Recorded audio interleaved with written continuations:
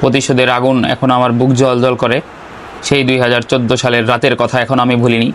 সেই 14 সালের রাতের প্রতিশোধ আজকে আমি নিব। জার্মানিকে হারিয়ে সেই প্রতিশোধ আমি নিব, সমস্যা নেই। এ বেটা জার্মানি, বেটা আস্তে। প্রতিশোধ নেওয়ার আগেই তারা আমাকে 1 গোল দিয়ে দিল। মানে ওই দিন রাতের কথা আমাকে আবার মনে করিয়ে দিল, আমার মাথায় রক্ত তুলে দিল। আর আমার মাথায় রক্ত তুললে কি হয় সেটা একমাত্র আমিই জানি।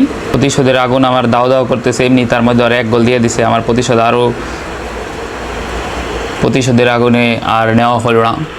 ইতিমধ্যেই কারেন্ট এবং ওয়াইফাই চলে গেল।